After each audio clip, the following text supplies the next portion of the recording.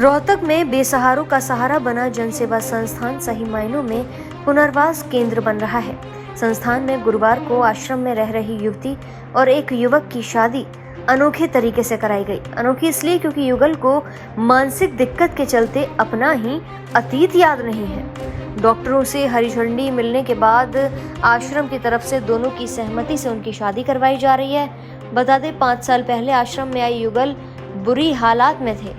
यहाँ तक कि युवती इतनी गुस्सैल थी कि किसी पर भी पत्थर बरसाने शुरू कर देती थी। लेकिन आश्रम में दोनों का इलाज हुआ और अब दोनों शादी के बंधन में बंध गए हैं। आश्रम संचालक महंत डॉक्टर परमानंद महामंडलेश्वर ने बताया कि 5 साल पहले घायल हालात में एक युवक को आश्रम में लाया गया था। उस वक्त युवक मानसिक तौर पर बीमार था। वो केवल अपना नाम जतिन बता पा रहा था। आश्रम में उसका उपचार कराया गया। 22 वर्षीय जतिन पूरी तरह से ठीक हो गया है, लेकिन उसको अतीत के बारे में कुछ भी याद नहीं। आश्रम में जो जिम्मेदारी उसको दी जाती है उसको पूरा करता है। वहीं कविता नाम की लड़की को पुलिस ने 3 साल पहले आश्रम छोड़ा था। उसे महिला आश्रम में रखा गया है, जहां पहले से 150 से ज्यादा बेसहारा महिलाएं और युवतियां रहती हैं।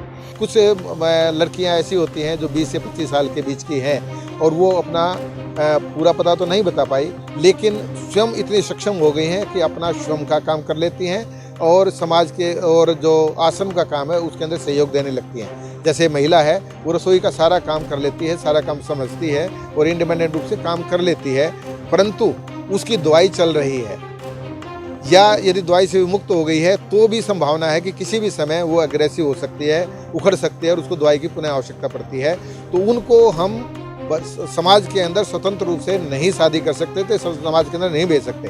तो उनके लिए एक ऐसा बीच का रास्ता निकाला गया है कि हमारे पास में जो ऐसे लड़के हैं जो कहीं पर पाए गए, उनकी शादी इन लड़कियों से करवा दें और ताकि इन दोनों का घर भी बस जाए और ये दोनों के दोनों आश्रम के अंदर काम भी करते रहें और उनका जीवन अच्छी तरह से गुजर जाए। युवती का भी डॉक्टरों ने उपचार किया। अब आश्रम में रसोई का पूरा काम संभालती है। बहरहाल दोनों की शादी के बाद दोनों बेहद खुश हैं और आश्रम वालों के द्वारा ही दोनों का कन्यादान किया गया।